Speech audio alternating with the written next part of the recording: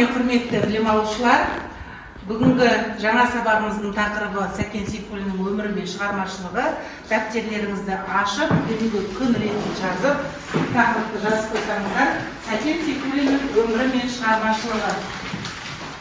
Жоспары: Сәкен Сейфуллиннің өмір жолы, қызметі, Сәкен Сейфуллиннің балалар әдебиетіне қосқан үлесі, жазушының шығармаларының тақырыптық идеялық мәні.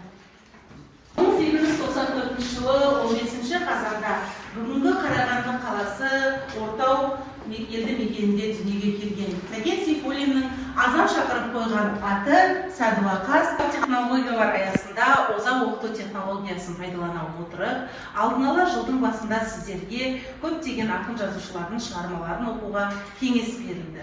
Соның ішінде Сәкен Сейфуллиннің өмірі мен шығармашылығына байланысты шығармашылығының тізімінде Ақсақ киік, Бандығының қуған Хамит, сыр сандық шығармалары енгізілген болатын. Ашып қара сырласын, сым пернені басып қара жырласын. Сіздерге әр топқа сырға толы сын сандықтарды ұсынбақпын. Осы сыр сандықтардың ішінде әртүрлі тапсырмалар жасырылған.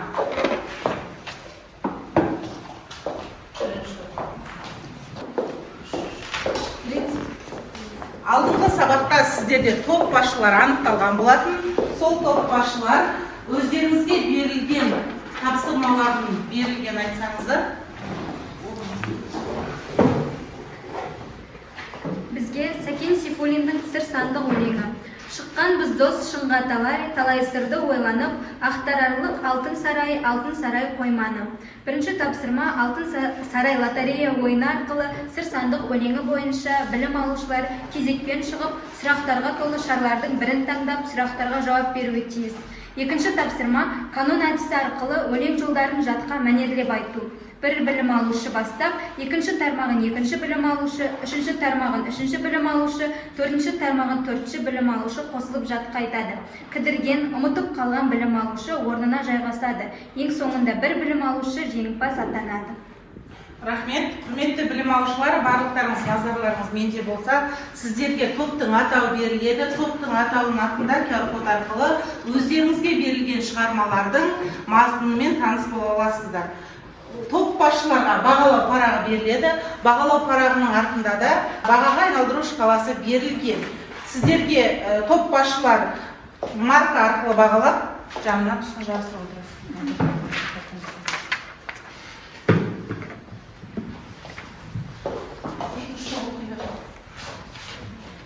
Бізге Сәкен Сейфуллиннің Бандығының қуған Хамит шығармасын оқытудың визуалды әдістерін қолдана отырып, оның ішінде комикс құрастыру арқылы мазмұнын түсіндіру.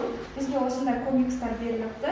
Жалпы осы комикстарды біз оқиға желісі бойынша шығарманың мазмұны бойынша ретімен құрастырып, одан кейін шығарманың берілген мазмұнын дыбыстау арқылы бейнефильм жасап шығару тапсырмасы берілді. Біздің топқа көгершіннен хат ойыны арқылы Ақсақ киік өлеңінің мазмұны бойынша шағын мәтін құрастыру тапсырмасы берілді. Бір қызығы, әрбір білім алушы тобындағылардың қандай сұрақ берілгенін білсе де, олардың қандай жауап жазғанын білмеуі тиіс. Әйтпесе ойын шарты бұзылады. Жаттығулар аяқталғаннан кейін мұғалім білім алушылардың жеке сөйлемдерін, өздерінің тіркестерін біріктіріп, тұтас мәтін құрайды де білім алушыларға оқып береді. Сол кезде әрі қызықты, әрі күлкілі оқиға шығуы мүмкін. Бізге осындай көгершіндер берілген. Мен сендерге таратып берейін, ойла.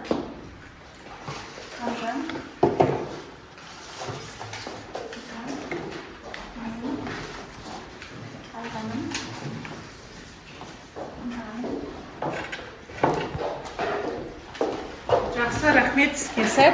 Сіздерге барлық уақыт дайындалуға 5 минут уақыт беріледі. Жауап беруге дайындаласыздар. Мен сіздерге өзімнің бағалауымды жүргіземін. Тақтаға сіздерге Сәкен Сейфуллиннің монетасы арқылы 3, 4, 5 деген монеталарды жабыстыру арқылы сіздерді бағалаймын. Топ басшының бірге бағалауымен бірге бағалау жүргізіледі.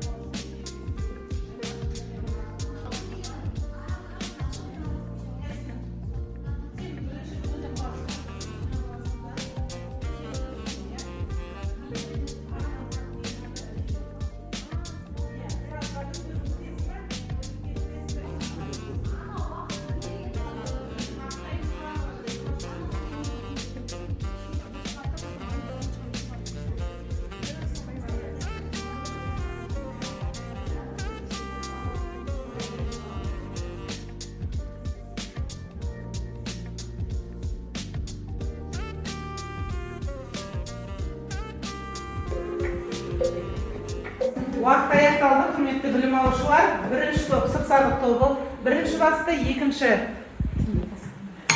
екінші бандылық құмар хамид, үшінші ақсақ тиік тобы осылай кезектесіп өз тапсырмаларыңызды орындайсыздар. Бірінші топқа бірінші берілген тапсырма бойынша Алтын сарай.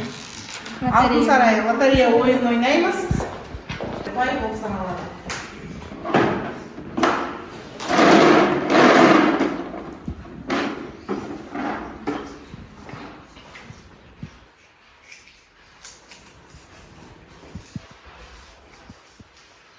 Сын пернені басу дегенді қалай түсінесіңдер? Негізінен осы Сәкен Сейфуллиннің сырсандық өлеңінде сын пернені басу дегеніміз адамның ішкі сезімдерімен сырласу, яғни нағыз достың өзінің нағыз досының сырларын ақтару және соның ішкі жан күйін бірге сол қиын сәттерде бірге алып шығу досын. Қиындыққа тастамау, адамның ішіндегі жан күйімен ақылдасып, сол жан күйін былай айтқанда Яғни сын перне дегеніміз жасырылған адамның ішіндегі құпиясы, ішкі сыры. Жақсы, келесі. Бұл жерде маған берілген сұрақ сырсандық өлеңіндегі барша адамдарды толғандырған құндылықтар. Бұл сырсандық өлеңінде барша адамдарды толғандырған құндылықтар бұл адам бойындағы адал достықтағы құндылықтар, яғни шыншылдық, адалдық, достыққа деген сенімділік.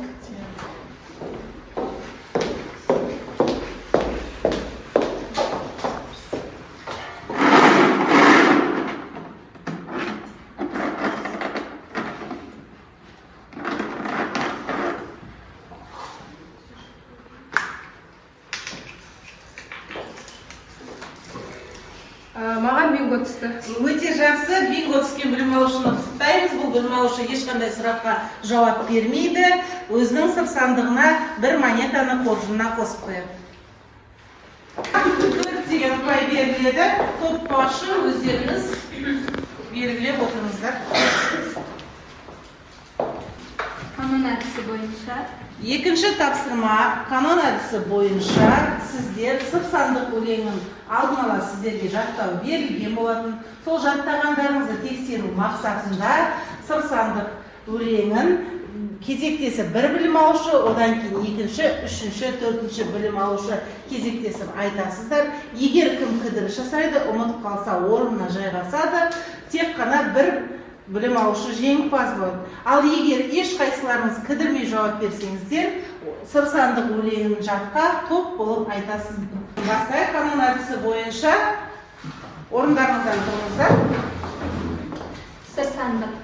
Шырқ айналар шіркін тауық. Жемі болса қолында. Қайдағысы сені тауып топырлайды жолыңда. Досың мұнзеп алып береді. Жем іздеген жанама. Жем таусылса жалт береді. Сенерлік дос санама. Нағыз достар бірақ қалып. Шындап бері сүйіскен. Бір-біріне сыр ақтарып, сыр түйінін түйіскен. Әр адамның ішкі сыры.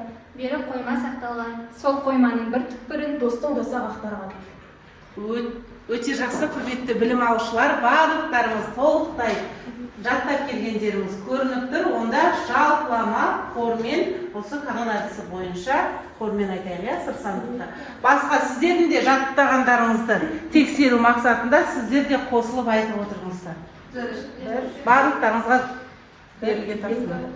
Шырқ айналар шіркін тауық, жемін болса қолыңда, қайдағысы сені тауып топырлайды жолыңда. Достымын деп ант береді, жем іздеген жанама, жем таусылса жалт береді, сенерлік дос санама. Нағыз достар бірақ қалып шындап беріп сүйіскен, бір-біріне сыр ақтарып, сыр түйінін түйіскен.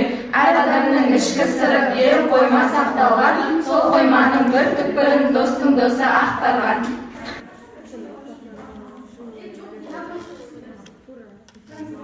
Сіздерге комикстер берілген, сол комикстер бойынша сіздерге екі нұсқадағы комикс берілген. Біріншісі маркермен салынған, екіншісі қылқаламен, карандаштармен салынған. Осы комикстерді пайдалана отырып, сіздер бандыны қуған Хамид әңгімесінің мазмұнын ашу керек болатынсыздар. Екінші тапсырма осыған бейнефильм қысқаша жасап шығару керек болған озвучканы. Бірінші тапсырма бойынша сіздерге рұқсат қорғауға 2 минут уақыт беріледі. Бандыны қуған Хамид. 1921 жылдың күз айы кей жерде 2-ден кей жерде 3-тен бандалардың шыға бастауы, бандалардың күндіз түнде халықтың мазасын алуы. Ұзын бойлы әскер киімдегі арықтау келген жігіт. Ал Хамитке осы бандалардың әрекетін, бандалардың артынан қазақ жігіті болып сен бармасаң, басқа ешкім бармайды. Жоқ, бұлтта жоқ, желде жоқ, Хамит өзі жалғыз орманмен жолға шығады. Сол сәтте орман тыныштығына таң қалып, бұрынғыдай ұшу жоқ екенін таң қалып, ана өзінің туған елін еске алып, жерін, анасын сағынып. Одан кейін жаңағы ормандағы лесниктің Кудря екенін Хамиттің артына тапанша кезенгенінен байқайды. Бізге банданың қуған Хамит әңгімесіне екінші тапсырма бойынша бізге бейнетаспа түсіру берілген болатын. Сол бейнетаспада берілген платформалар арқылы біз соның ішінде CapCut платформасы арқылы бейнетаспа жаздық. Соған назар аударуларыңызды сұраймыз. Нормально ма?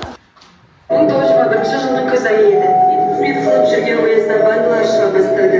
Жерде 2 кісі, бір жерде 3 кісіден құралып бандалар шыға бастады. Бандалар ауылдың иманын үйреді. Қатын баланы сабайды, шәрбелейді, ауылдың тыныштығын бұзады. Хамит күндегісінде таңертең сағат 8-де тұрады. Айнаға бетін тақап үңіліп қарап, таңғы гимнастикасын жасай бастады. Омбыда сілксе өзінің желесі балуан Қажымұқанды көріп танысқан. Әркез жаттығу жасауына Қажымұқанның септігі бар. Айна алдында Хамиттің 2 бүйірін таянып тұрғанда ноғай қатын есікті ашып: «Шайыңыз дайын болды». Шай ішіп отырған сәтінде политбюроны поштабай келіп, сізді бастық шақырды дейді. Политбюрода қызмет істейді. Өзің бармасақ болмайды. Өзің барып, жай қазақ болып жүріп, бәрін біліп кел. Сіз қимылдамасақ болмайды. Таңертеңнен бастап 5 кісі шиелі поселкасына барып сенімен байланыс қылып отырсын. Жолға жаңағыдай болсын. Сесенбаевтың өзі келіп ештеңе айтпады ма? Өзі ештеңе айтқан жоқ, енді отырма. Күн шайдай ашық жылы еді.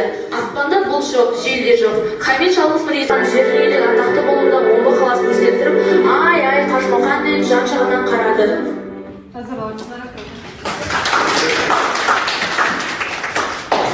Екінші топ банданы қуған Хамит әңгімесі бойынша өз тапсырмаларын орындаған топқа 5 деген баға қойылады.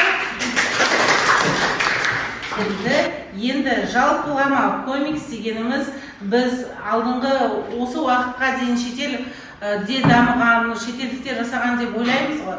Бірақ комиксті ең алғаш бізге әкелген 1928 жылы Жүсіпбек Аймауытұлы болатын. Тақтаға назар аударатын болсаңыздар, Жүсіпбек Аймауытұлының Жаман тымақ әңгімесін сол жылдары комикс түрінде беріп, осылай балалардың оқуына жеңіл әрі түсінікті болу үшін комикс түрінде жасап шығарған. Болашақта да сіздер болашақ бастауыш сынып мұғалімдері болғандықтан осы комикстерді өздеріңіз қолға алып, кез келген шығарманы комикске айналдырып, сабақты түсіндіруге сіздерге жеңіл болады деп ойлаймын.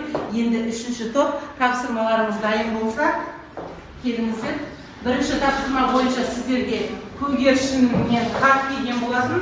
Сол хатқа жауаптарыңыз дайын болса, кезектесіп келіп тақтаға ілсеңіздер, одан кейін бір топ басшы шығып қорғайды.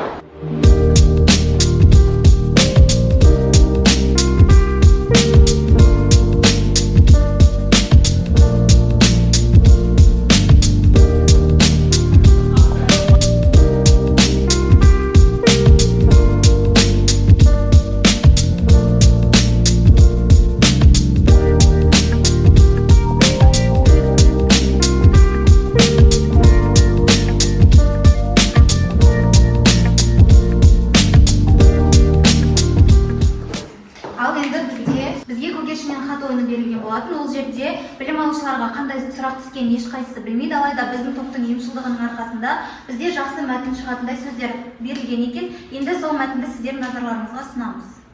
Үшінші топ білім алушылары ақсақ киік бойынша қорғайтын, сіздерге екінші тапсырмаларымыз бойынша ой зерек атты ойын ойнатамыз. Ой зеректе ақсақ киік өлеңінің толықтай әртүрлі сұрақтар берілген, мазмұнын ашу мақсатында сіздер және берілген сұрақтарға бірінші тапсырмаларымыз бойынша жақсы мәтін құрастырғансыздар. Енді сол ақсақ киікті толықтай меңгергендеріңізді осы ойын арқылы білетін боламыз.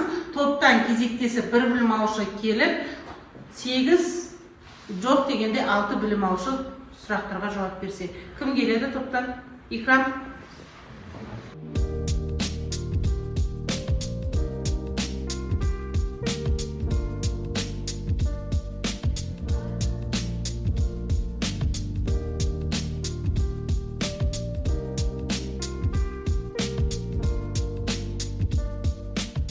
киік өлеңі несімен әсерлі болды.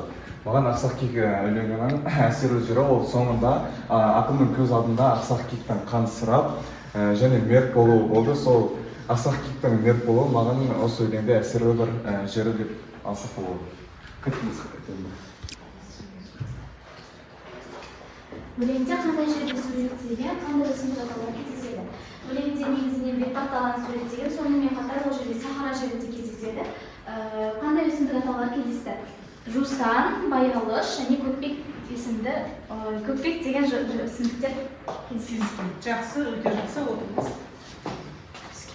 Құрметті білім алушылар, бүгінгі сабағымызды аяқтай келе, сіздерден кері байланыс күтемін. Ол үшін өздеріңіздің ұялы телефондарыңызды алып, веб платформасында кері байланыс жасасаңыздар.